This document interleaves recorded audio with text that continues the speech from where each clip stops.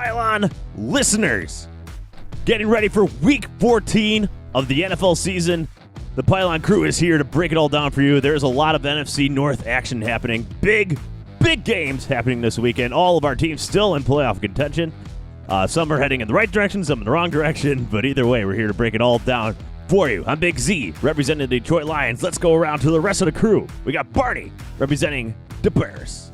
Gentlemen, always a pleasure. Good to be back. Remy, representing the 7th place Vikings.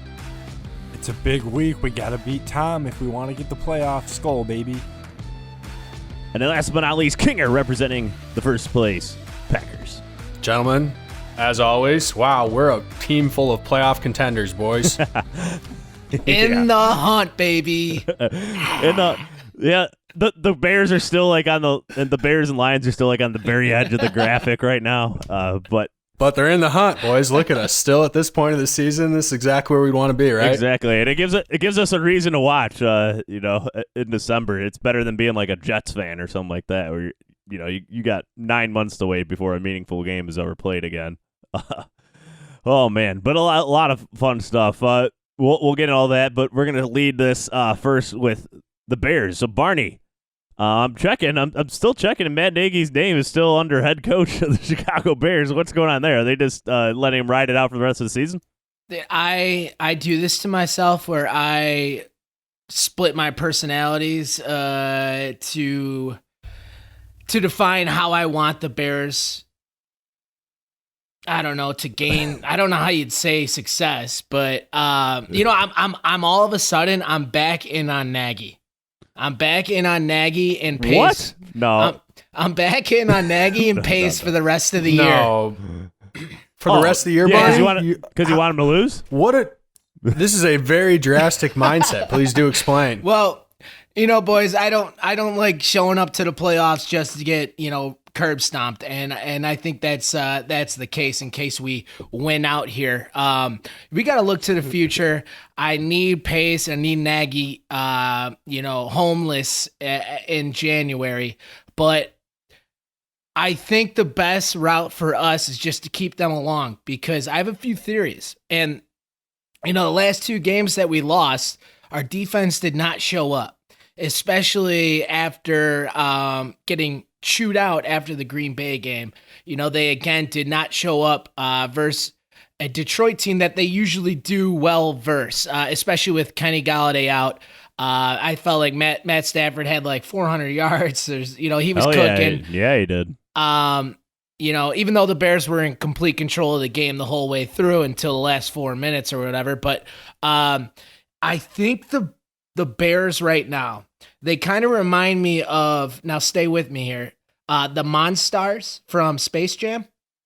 And I think what they're doing is they're an elite unit on defense. They got a lot to work on offensively, but they're at the end of the movie when they start to realize that they're bigger than their boss, and they don't have to be controlled by them anymore. So right now they're kind of doing a mutiny.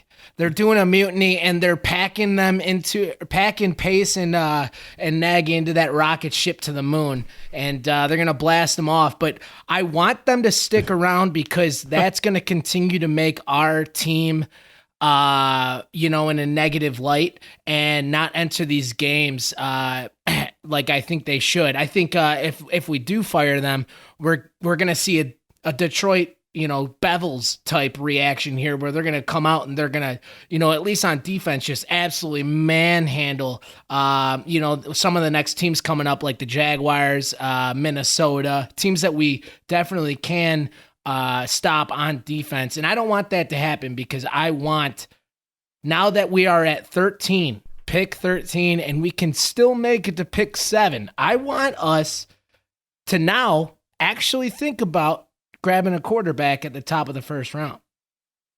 Zach Wilson, baby. I love Zach Wilson. Zach Wilson. A punky BYU quarterback. We've done it before. And that guy got us a Super Bowl. But anyway, the game here we got with Houston, the main story is, Deshaun Watson. and Yes, him getting sir. overlooked, right? I haven't heard that one before. You- Right, yeah. Like the graphics haven't been put up all the time. But dude, I mean, this is a terrible Texans team. They are brutal. Hey, I don't know. They beat the Lions by 30.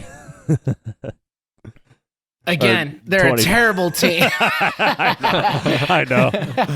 They got Patricia fired, so they did a great service to us. But I just they're the media is gonna be the media, and they're gonna ask him, oh, do you hold any resentment? For the Bears not even giving you a fair look.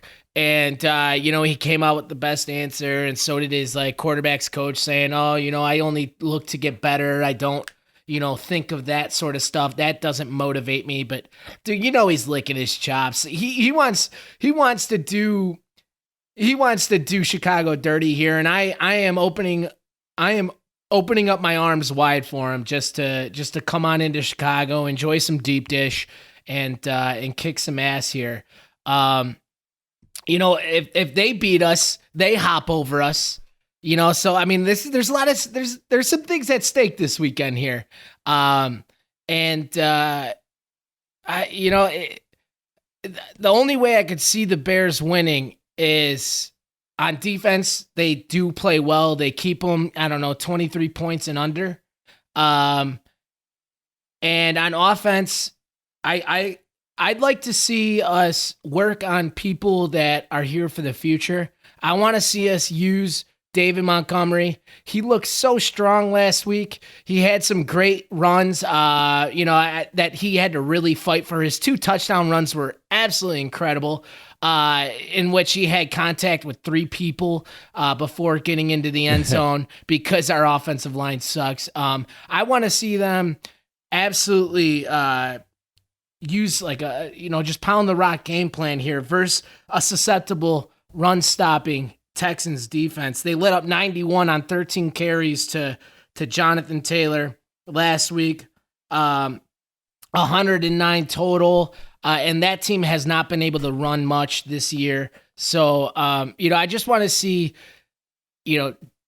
Darnell Mooney, Cole Kmet, and David Montgomery get some work in. And, if we come up short with them playing well, I'm gonna take that as a victory.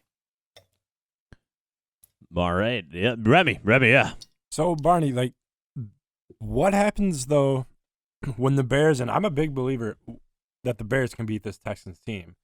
The Bears beat this team, they're right back in the mix. Are you still on this Bears, we'll call it, schneid? If they break the schneid, if they win this game, then they're still in the playoff, and you guys, that means it's a very pivotal game the following week with Minnesota, in which you've always shown to play close to us. I wouldn't rule you guys out quite yet. What happens if you win this game? No, I think every game left on our schedule is winnable. Especially now that Green Bay in Week 17, it depending on the Saints and how they do, that game might be a game where they don't want Aaron Rodgers out there the entire time versus Khalil Mack. So I think every game's winnable here. We have Texans, we have Jacksonville, we have Minnesota, who we play tough, like you just said, and then we have Green Bay in Week 17. I like I prefaced in the beginning, I don't want to go 9-7 or 10-6, and no, it'd be 9-7, and just squeak our way in and then get fucking done. Yeah, I don't want that. I don't want to be picking 20th and then us be forced to either trade up for a quarterback and lose assets, or at 22 we got Justin Jefferson. I'm just saying. No, I know, but I'm saying for a quarterback, there's plenty of talent. There's plenty of talent, I think, on the offensive line that, if we turn our offensive line around and we tag some, Allen Robinson and Cole Kmet grows into his own where he grows a little bit better. Darnell Mooney gets a little better, but strictly our offensive line gets good. I think we're not that bad of a team. You guys are like you guys are like a Minnesota 2.0. I feel like strong defense, still have to find the groove on offense. Exactly. And I don't believe in our offense this year. I think our defense is talented maybe to get out of the first division or wild card round, but I don't like us matched up against a lot of the guys, in the NFC. And I mean, if we don't pick a quarterback this year, then we're going to be picking next year. And, if we grab some solid old linemen, I could totally see us right in that 8-8, 9-7 range for next year. And I mean, who are you going to grab? It's like, I could be totally wrong. You can go with the Dak Prescott route, right? I mean, people are trying to link him to the Bears if Cowboys don't take him and whatever. I mean, the future is hard to explain, but I think we got a lot of holes, and there's absolutely no sense. Next year we have a tough ass fucking schedule, and I think it's better if the Bears kind of try to lose out here. I just want to say that I hope it's Ryan Pace leading the organization and making all these decisions. That's what I personally am hoping for, and I think it really puts the Chicago Bears in the best position. Keep on drafting. But yeah, primarily, if we continue to win, I can totally see McCaskey's being like, COVID was a crazy year, so I'm going to give mulligans to these guys, and I don't want that. I want them gone. So, I think, again, with my theory, I think the Bears defense is now like, hey, we're better than these guys. We're better than the boss from Space Jam. Let's kick them the fuck out, and how we're going to kick them out, we're just going to fucking eat a dick for the next 4 weeks. So, all right, Barney, what's your prediction then for this game? So, the spread, by the way, the Bears 1-point underdog. This is per DraftKings. So basically a pick 'em, and over under is 45. I like a tight game, whether it is a shootout, up towards the 30s because of how bad Houston's defense is, but I also like a tight game if it's close. I think it's gonna be tight. If our defense can hold Watson, it could be another 19-17 game. But I'm gonna go with the former here. I'm gonna go 27-24 Texans. Whoa, picking against your team, huh? Are you trying to change the mojo or something? Absolutely not. I hope that's exactly what the score is. All right. Kinger, what do you got? I actually had a very similar score in mind to what Barney just said. I'm going to take the Texans 28-24. Again, I don't think the Texans are a very good football team, but I think Barney hit the nail on the head when he's saying that this could be an opportunity where the Bears just lay down and say, you know what, we're done with this season. We're just going to wait and see where the changes come from here. I can see them not laying another dud. I think Houston wins the football game. All right. Remy. Yeah, I think I've stated before, I have a bet with another Bears buddy for $50. So I hope the Bears lose. I don't even care the score. It's 20-24 Texans. Winnable game, though, for Chicago. It is winnable, but I hope they lose for the sake of my wallet. Very kind of you, Remy. Very kind of you. That's saying that we could beat Houston. Very winnable. Oh man, I keep going back and forth on this one. But I'm gonna roll with the Bears on this one, 24-20. That they're gonna pull it out here at home. I don't think the Texans, like Barney said, are a very good team. I think if the Lions fired Patricia the week before Thanksgiving, might have been a different result for them against the Texans.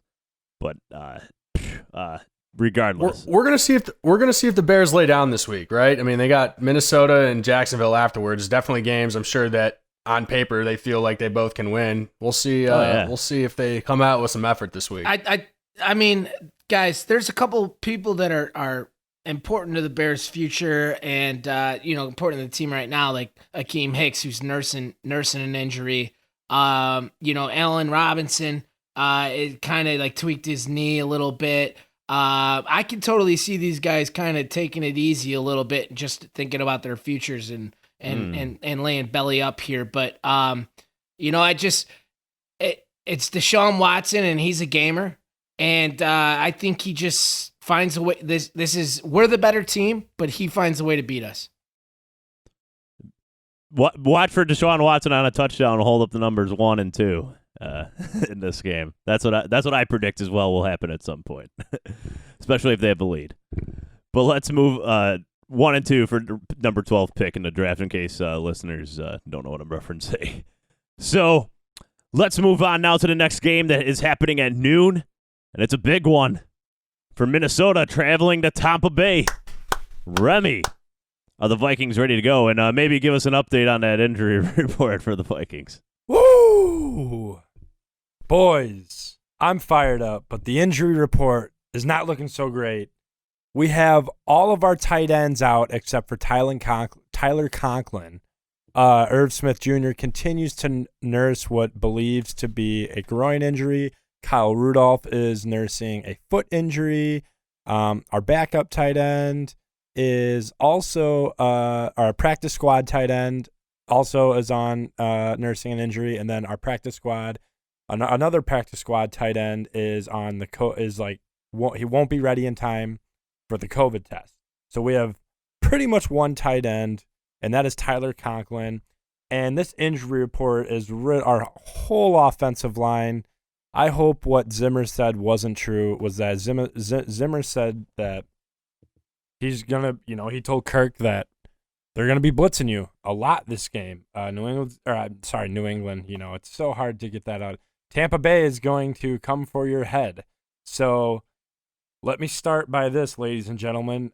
The key factor to this game is Kirk Daniel Cousins, born in Barrington, Illinois. For those of you Illinois guys, yes, I said Illinois. So no, let me just point out, and the Kirk slander. I hear it from Vike fans. He doesn't get any respect around the league, and what it makes me wonder. He barely gets respect from you. I have my days. Okay, I have my days. And you know what? I'm going to stop with the slander because I took a minute to reflect. So last year he comes in. He makes the throw of his career and a walk-off touchdown playoff winner. Wins a playoff game, check. He comes in this season 1-5. He turns it around. He wins his first Monday Night Football game. Boom, check number 2. In the month since November 1st, he's been 15 touchdowns and 2 interceptions. The dude is starting to put it together. And he's starting to throw for 3 touchdowns a game with 300 yards per game. In the last 3 games, he's thrown for over 300 yards and 3 touchdowns. And I think a win in Tampa Bay to beat Tom Brady and to move yourself up to the 6th seed would just be another huge milestone for Kirk Cousins. And I think his respect level has to go up. And, what do you guys think? I know from an outside source, Kirk Cousins, inconsistency. Dak, good when he wants to be, good when everything's going good for him. Otherwise, he panics. But from the last month, from what you've seen Minnesota turn around from 1-5 to now, we're the 7th seed in the playoffs. What do you guys think about Kirk Cousins? Remy, those stats, especially the last 3 games, came against the bottom 5 defenses in the NFL, the Cowboys, Panthers, and Jaguars. So I'm a little skeptical of his performance still going forward against especially an elite defense like the Buccaneers. What do you say to that? He threw for 292, 2 touchdowns and a pick against the Bears, and they have an elite defense. He played fairly decent in that game, I would say. Decent, they also fumbled the way of the ball twice. Like I said, it comes down to if Kirk wants to be a boy or if he wants to be a man. If he wants on 3rd and 12 to roll out when he's getting pressured and to go head first, you love to see it. Last year, when he would just do the stupid baseball slide, he actually ended up a yard short, and it was 4th and 1. It's those awareness plays. He's not afraid to put his body on the line, and not to mention – We got an update here. The 4th leading wide receiver in yardage, Justin Jefferson, LSU. We getting gritty with it, baby. Barney. I'm gonna say I'll tip my cap at least to Kirk Cousins. in the sense that he won a primetime game versus the Bears, right? I didn't see that happening. He got that monkey off his back, but Kirk in the last 3 games, Kirk's doing what he's always done.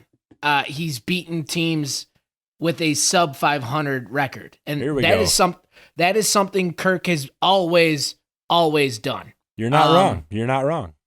What I think the key to the game here is the running game. I think Kirk really gets things going when he has the play action working, and that's because Dalvin is able to eat up some yardage. The injuries on the line scare me a little bit, especially versus maybe the best linebacking duo in the country with Levante David and Devin White. Those dudes, another like LSU guy, he's going to be blitzed. So I'll let you get to your prediction here. But let me take it back real quick. Remember when Kirk beat the Green Bay Packers in Lambeau? That was not sub 500 record. FYI. No, I'm saying I'm giving. I know. I just had to throw that in there. I'm giving him props, but this is a game where I'm gonna really wait to evaluate him. Did you say Kirk Cousins being at Lambeau? He did almost nothing in that. I think he threw for 4 yards per pass in that game, and Dalvin Cook took a screen 70 yards. Yeah, Dalvin Cook had 163 yards and 3 touchdowns. You could have a backup quarterback in that game and won. So Kirk threw 14 He was times. a facilitator, gentlemen. Love it, Barney. Back me up here. He saw he was the point guard to the. No, yeah. As you were saying, Barnes. No, I want to see what he does here. But how do you think this game's gonna go? I think honestly, it's gonna be a low scoring game. I would like to think, and let's not forget Antoine Winfield Jr.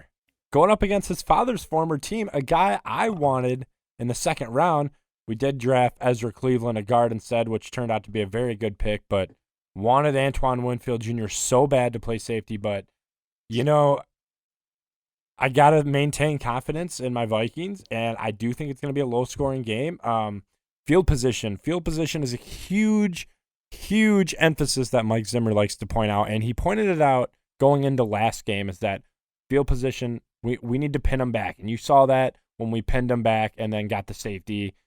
The D-line's starting to really come into groove. The linebackers, Eric Kendricks, with that tweak, literally minutes before kickoff, seconds before kickoff, he's doing a karaoke warm-up and just pulled his calf muscle. That was huge. So is he expected to play this week? He's been held out of practice. It's day-to-day, but if he doesn't play this week, I would say he's probably good to go the following weeks. But it's just a lot of these injury reports I've learned with having Zimmer as a head coach, a lot of it's smoke. You don't know who's going to be suited up and who's not. He likes to play these mind games with these teams to make them have to game plan. And I'm sure a lot of coaches do, but Zimmer is just the worst at it because I was told that Teddy Bridgewater back in 2015 or 14 was suited up against Green Bay, and then literally minutes before I entered Green Bay's stupid field with metal bleachers, Christian Ponder's starting. So we left at halftime at 28-0 when Ponder threw 4 interceptions. Anyway, but Zimmer just loves to blow smoke and really keep the opposing team on edge on who's playing and who's not. But what's good for us is we got our corners back. We did cut the rookies. We got the rookies, but we did cut Holton Hill, which was a huge surprise to us. Holton Hill's first career snap, he got an interception, and there's huge potential. He did get in some trouble with some off-the-field issues, missed 8 games last year, and then was injured this year. So we were already thin at corner, so that was a surprise move. But these young corners are stepping up. Cam Dantzler last week with an interception. The D-line's got to keep doing their thing. I think if we can get to Tom and really make him uncomfortable in the pocket, I think it's our game to win. And, I got to go maybe 22-20, Minnesota, baby. Let's keep it going. Say 22-20? That's a very interesting score. I like it. It's going to come down to another safety, and it might come from Jaleel Johnson. Jaleel, if you're listening, buddy, I got faith in you. And Kinger, I mean, he's hating on the Lambeau's metal bleachers. I didn't see that one coming. But also, before you give your prediction, I wanted to mention Vikings 6.5-point underdogs in this one, over under 51.5. Go. This game is tough to evaluate, and I'm looking at it, and I really don't know didn't know which direction I was going to lean with this. That spread to me seems awfully high. To me, it seems like maybe Tampa Bay should be 3.5 point favorites, but the 6.5 to me, with how the Vikings have been playing, it seems a little much. But that being said, I do expect this to be kind of an ugly game as well. You want to see if the Vikings can get Dalvin Cook going. This is a big game for Tampa Bay. 2 losses in a row. Really a lot of questions around how Brady's doing under Arians down there. They're off the bye week. Hopefully they come out. We'll see if they come out fired up, ready to play. I want to give Tampa Bay the slight edge at home. I do think overall they might be a slightly better team, so I'm going to lean that way, 2016 Tampa Bay. You know what, Kinger? Damn you. I still stand by those metal bleachers. Oh, and by the way, Kinger, if the season ends today, it's Minnesota at Green Bay. I would gladly welcome another opportunity to play you guys again. Oh, so Dalvin can get 3 touchdowns, and bounce you. But let's just worry about these weekend games. I'll talk some more shit. You gotta win. You gotta win a few games to get in the playoffs first, there, bud. So we'll see how you guys do there. Oh man. So there's a few things I just love about Tampa Bay in this game against the Vikings. And actually, I don't think that line is high enough, personally, 6.5. I think it should be much higher, and I expect it to go higher, actually. I'm telling you, first of all, Tampa Bay, number 1 rush defense in the NFL. Then there's followed closely by the Saints. Just pulling up the stats here. Tampa Bay allows 74 yards per game on the ground. Second closest is Saints at 76. But then after that, it's the Rams at 93 and the Giants at 96. So huge gap there in how elite this defense is against the run. That's Minnesota's number 1. Stop nodding your head, Dalvin Cook Barney. ran it 32 times last game. Stop nodding the head, Barney. So first of all, I love that matchup side of things. I don't think Dalvin Cook's going to have a big day here, which is unfortunate for my fantasy team, but hopefully I can make up for it by possibly betting in this game is under rushing yards. I didn't look it up what it is yet. Hypothetically, okay, so then stepping up, then if Dalvin gets shut down, yeah, who steps up? It's got to be the 2 receivers, right? It's got to be Thielen and Jefferson. That's the only way they win. It's the only way they win. The 2 best I like the pass rush duo. and I like the pass rush of Tampa Bay as well. Tampa Bay has a really good defense, and going off a bye week as well. I want to throw out also Tom Brady 13-4 coming off a bye. This is still an offense in flux. Like Antonio Brown just got there a couple weeks ago, and that receiving core with Tom Brady going against this young secondary of Minnesota that continues to be exploited. I mean, it got exploited by Mike Glennon last week. I really like Tampa Bay in this one a lot. I think it's going to go under, though, because of Tampa Bay's defense. What was it, 51.5? So I'm going to say Tampa Bay wins this one 27 to like 17, 14 or 17. I can't decide. But 27-17, they easily cover, and I don't think that line's high enough. Big Z, Barney, you are making it way harder and harder for me to really like your team each and every week when you say stuff like that. Anyway. I'm just telling you, man. On paper, it looks that way, but Tom Brady has not performed up to his level of expectation thus far this season. I don't know if it's Arians' offense. Exactly. We'll see if they can get it together. Yeah, we'll see if they can get it together. The other thing in Tampa Bay's favor is this game's at noon and not at night, where they've been playing terrible. They've been playing great at noon, especially the offense. So I think that's a factor too. Yeah, Barney, your last prediction here. Big C, I think you're hitting the nail on the head. The Achilles heel for the Vikings is if they can't run the ball, and this team does not let people run the ball. They got a great pass rush.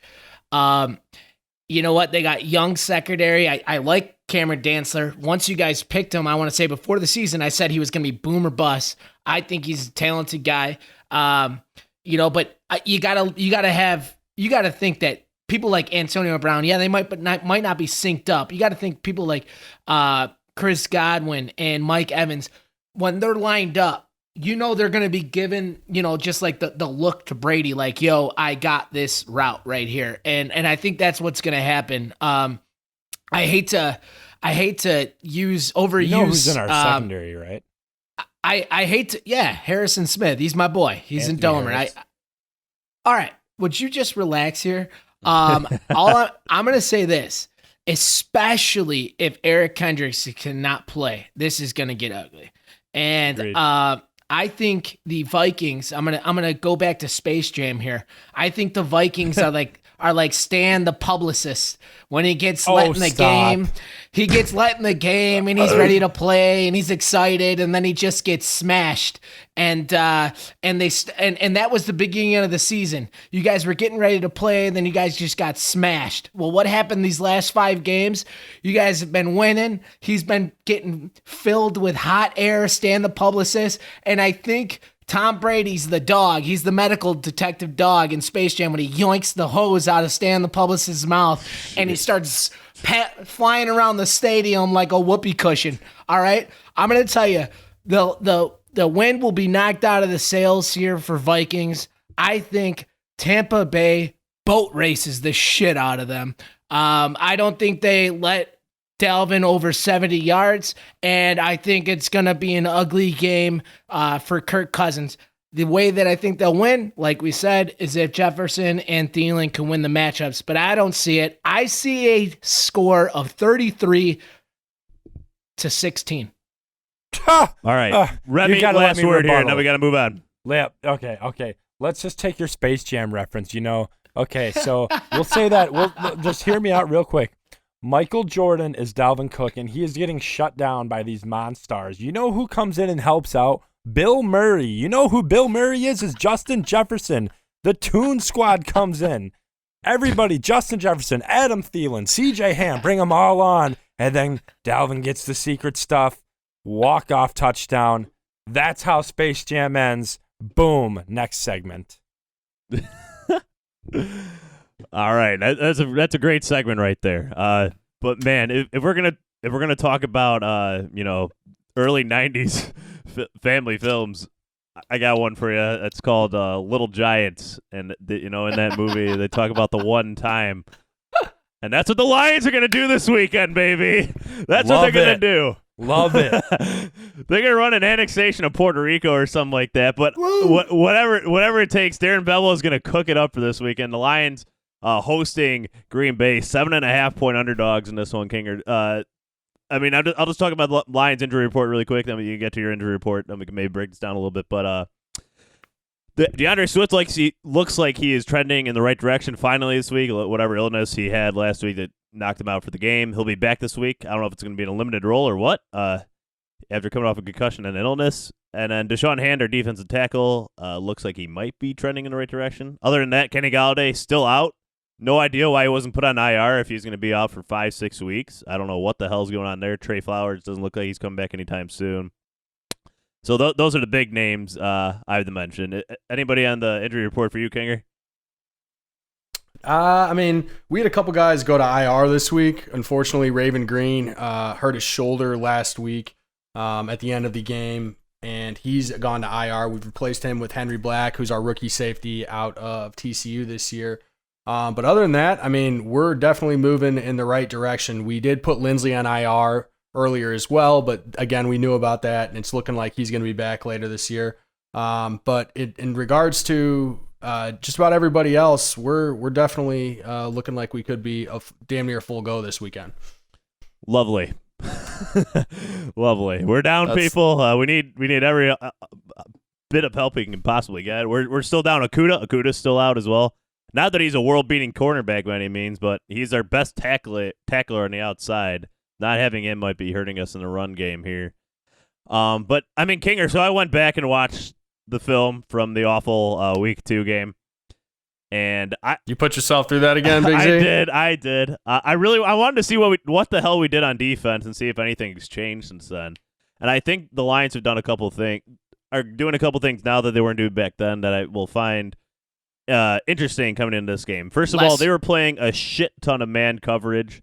They shifted away from that as the season has gone on. They played a lot of zone even last week against Mitch Trubisky. But there was instances in that game where they would line up trips on the outside, run the outside guys a crossing route, and the two inside guys would pick the two guys in front and just leave a wide open crosser. I would not imagine that type of thing happening this week.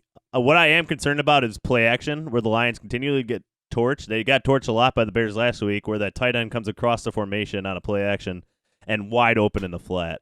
I hope they can adjust to that, because if you go back and watch, like, there's a few Jay Sternberger was open on, Robert Tonyan. Sternberger dropped a couple in that game. It could have been a lot worse than the 42-21 to score, believe it or not, after watching that. And then the other thing is the run game. Aaron Jones ran for 162 yards in that game, or 168, something like that. And there was instances, I mean, there was that 75-yard run where there was just literally a nose tackle up the middle and no linebackers.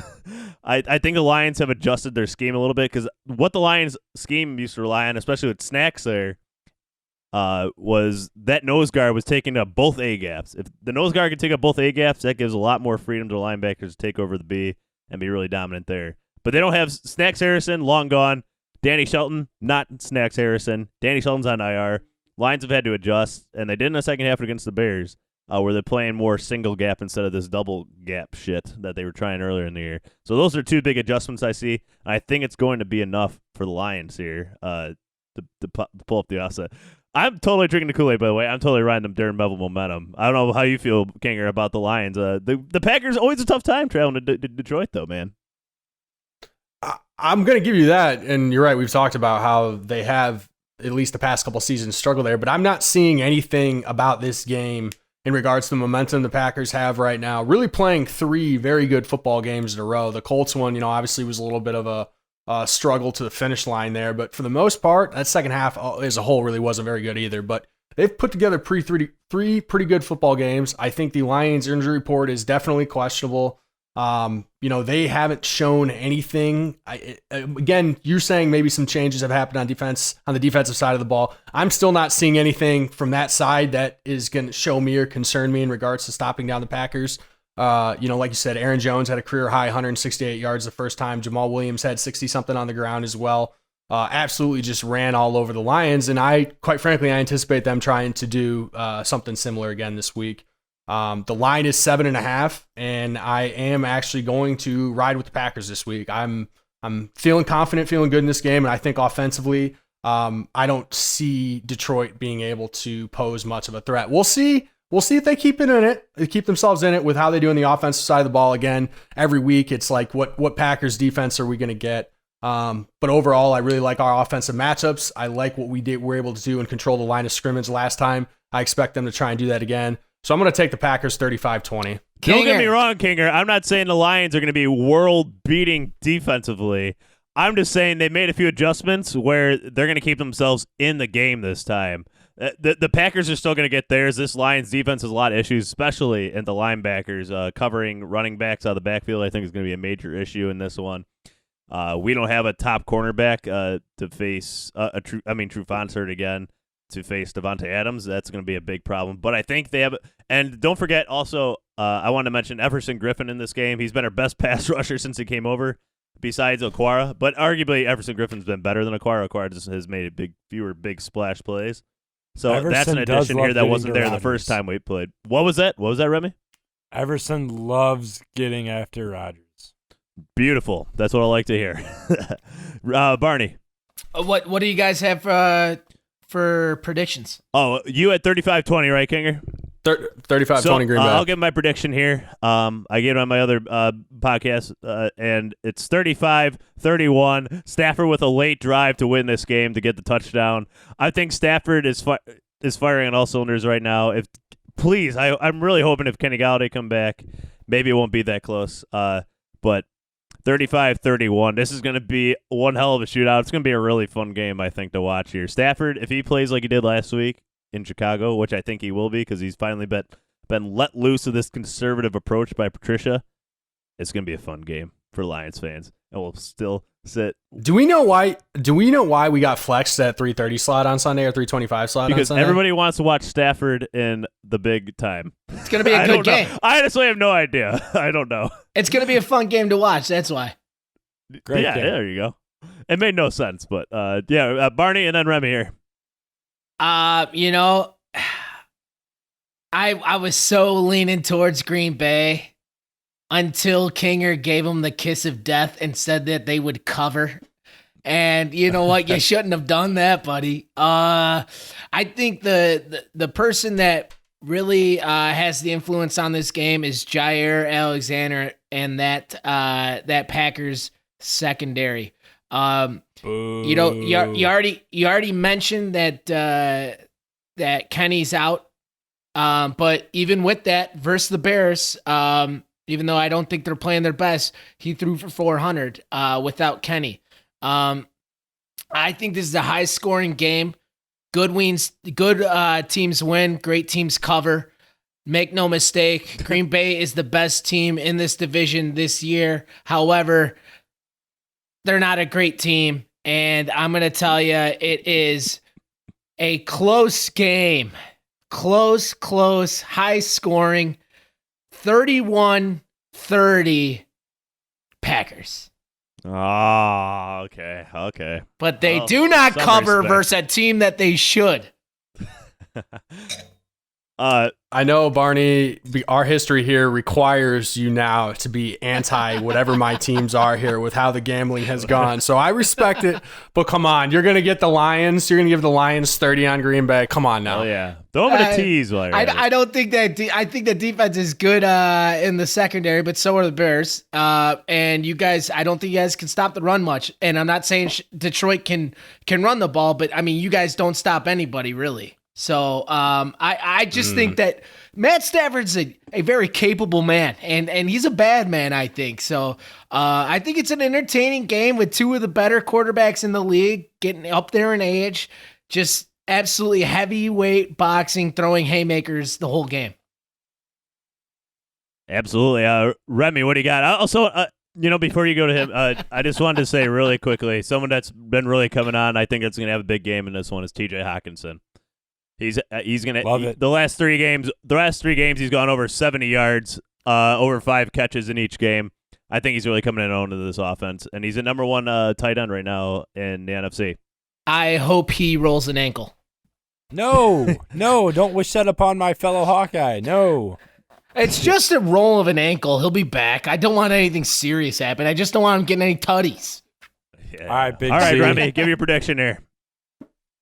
So we all know by now, viewers, listeners, audience, whoever you are, you know that I do not bet on the Packers.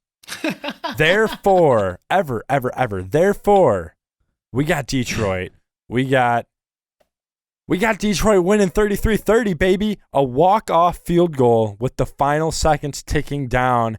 Tears rolling down Rodgers' face. Oh, Detroit it's wins. Green Bay loses. And all is right in the Motown. You're making me cry. You're making me cry, Remy. That was beautiful. That was absolutely beautiful. You guys are really starting to form a real special bond. Just wait week in and week out. Just wait till our best bets segment, buddy. That's a great transition there, Remy. Let's go on to it. So that's week 14 of the NFL season, the NFC North. A lot of stuff, exciting stuff to go on. But let's go on to our last segment, previewing week 14. That, of course, is best bets. Time to throw it over to Barney. Give a little update. Yep. So down in 4th place is our first place representative here. That's Kinger. I can't believe it, but he gave his own team the kiss of death. But he's down there, and then we got Remy in 3rd, down 1 game to Big Z, who had the best day of us all last week. He's in 2nd, and I am your 13 weeks consecutive leader here. I think I'm 1 behind you now, Barney. I think I'm 1 behind you. You are 1 behind me. I'm coming for you.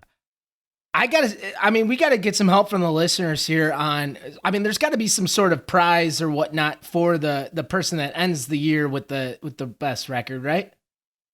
I think you're just making this up as you go along, eh? Hey, I like might it. be. But it's tough stuff.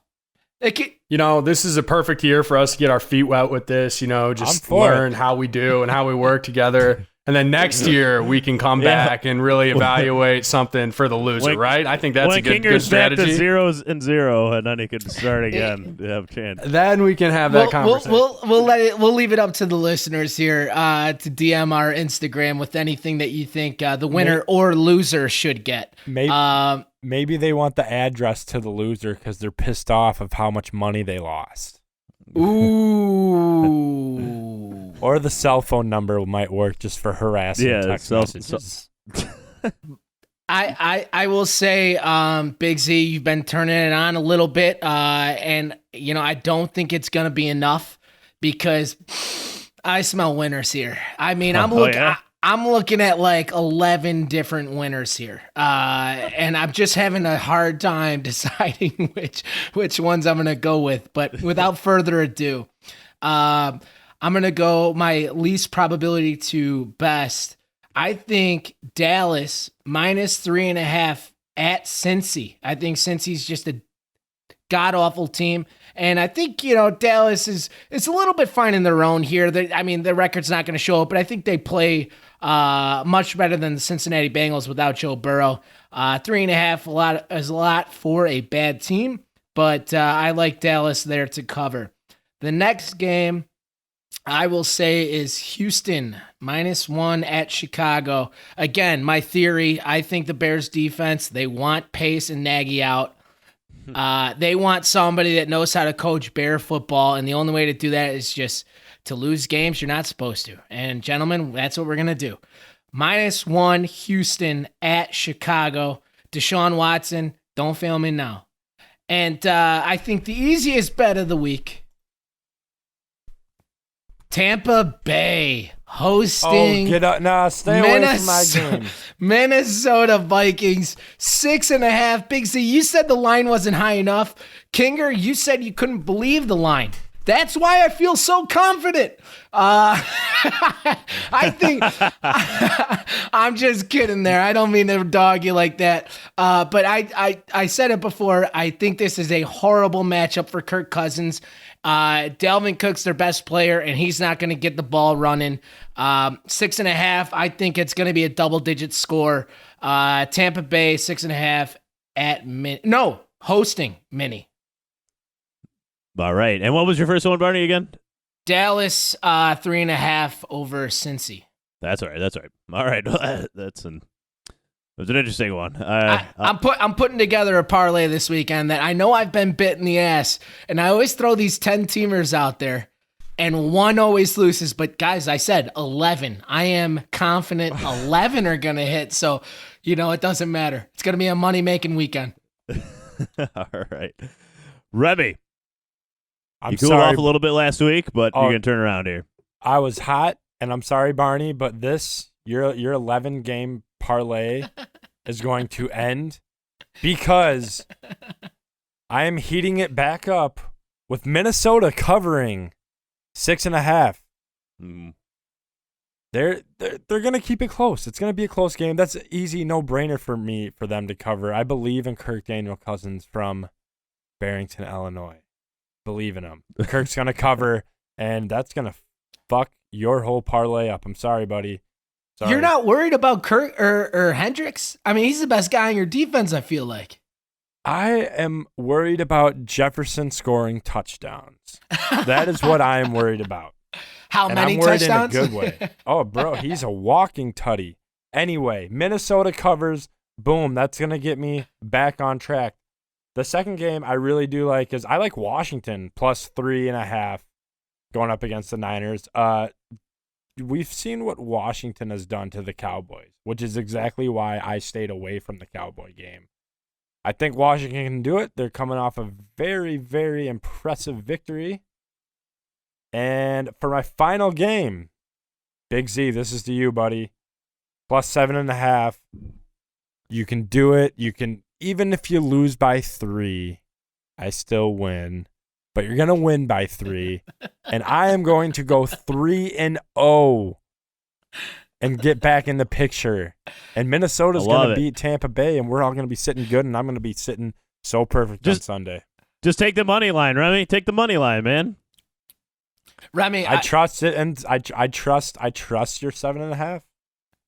All right, Remy, I love when you say they're getting 7.5 points, and then you say even if they they lose by 3. So I love it. I love it. You think in terms, even if they lose, you still win. All right, Kinger, what do we got here? You gonna turn it around here? Is this the week? I was gonna respond to Barney's just absolute blasphemous comments, just dogging me earlier. But then again, I don't really have anything to defend myself with. The only thing I can do is just give you guys some fucking winners this week, and we'll turn around from there. So, just to spite Barney here, I'm absolutely taking the Packers minus 7.5 this week. I hope that I'm confident that that's going to come to fruition. It's going to really sting Big Z as well as Barney, just because he is so anti-Green Bay covering this game. I'm going to take the over in the Bears. I'm going to take the over in the Bears-Texans game as well. I don't know if you guys knew this, but Mitch Trubisky officially became the highest-rated passer in Chicago Bears history, passing Jay Cutler last weekend. I think the Texans' defense stinks. The Bears' defense has been pretty bad these last few weeks. Over 45 seems a little low. Why that? What? Mitch Trubisky did what? What? Mitch Trubisky officially is now the highest-rated passer in Chicago Bears history.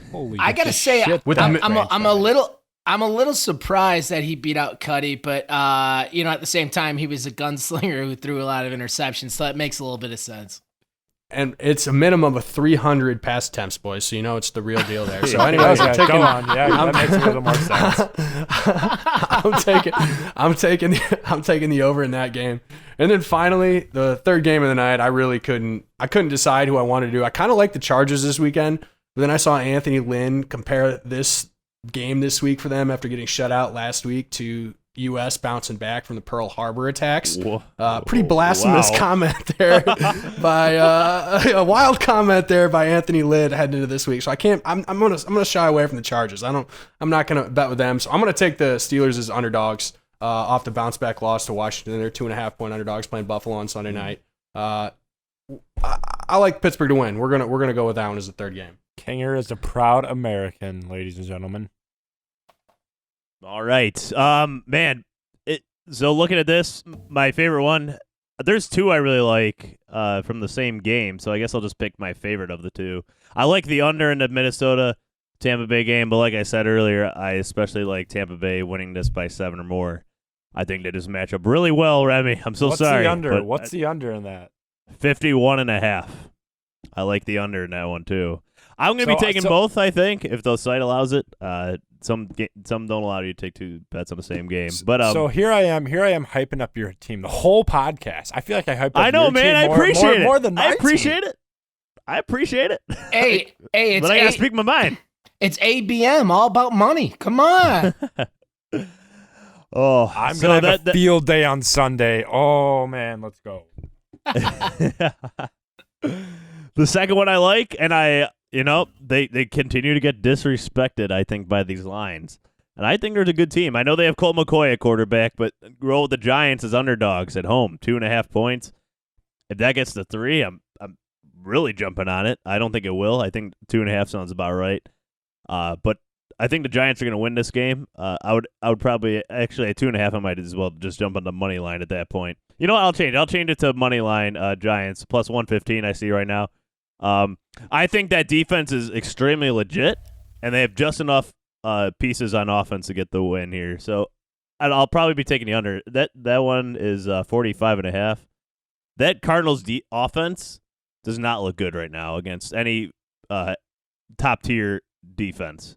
So I really like that matchup for the Giants to win. And then the last one, I'm going to go the Colts -3 against the Raiders. The Colts are traveling on the road against the Raiders, but I think the Colts team also matches up really well with this Raiders team. The Raiders have not looked good the last few weeks. So I think the Colts are coming on strong. Phillip Rivers looks better than ever. T.Y. Hilton finally coming alive. If you don't have him on your fantasy team, I would highly recommend you pick him up. He's available in a shit ton of leagues. If you made it to the playoffs, that'd be a hell of a steal for a playoff run in your fantasy league. So those are my 3 best bets there. And those are all our best bets.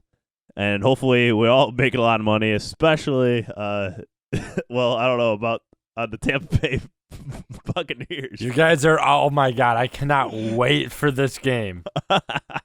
Woo! Oh, yeah. And I think Kinger's going to, he's going to go through some emotional ups and downs here on Sunday. We'll see, boys. I'm already ready for Sunday night. I'm already ready to come in with a big smile on my face, like I have been able to do more so than any of you guys this entire season. So here we go. That is correct. I like it. Well, this is one of our longer podcasts in a while for previewing a week. So thank you, everybody, for staying with us all the way through. Instagram at the Pylon. Like Barney said, you can direct message us on there for a bunch of things, but especially if you have a recommendation on, the winner, loser, best bets, definitely reach out. And we also have a Twitter handle now, right, Remy? Woot. We do. What is it? Tell the good listeners. The Pylon Pod. Thank you, Barney. Thank you, Barney. Remy's one that made it, so I just want him to say it. But No, I believe actually Barney made it. No, did you, Barney? No, it was our producer, Kid J. Oh, Jesus. So, all right. well, thank you, Kid J. Wow. Yeah, Kid J, thank you. So when you put me on spot, I was like, wait, what'd I do? Oh, shit. Well, yeah, my bad. The handle's at Pylon Pod. At Pylon Pod. So please follow us on there. We have, just like Instagram polls and everything like on there. So if you prefer Twitter over Instagram, there you go. Please follow us on there. And that's a lot. And then again, thank you to Kid J, our producer. He's doing a great job. Shouts to Kid J. Absolutely. So thank you everybody for listening. We'll be back on Monday morning with a podcast ready for you, wrapping up Week 14 of the NFL season. We got 4 games left in this season. Goes by fast. Thank you everybody for listening, and have a great weekend.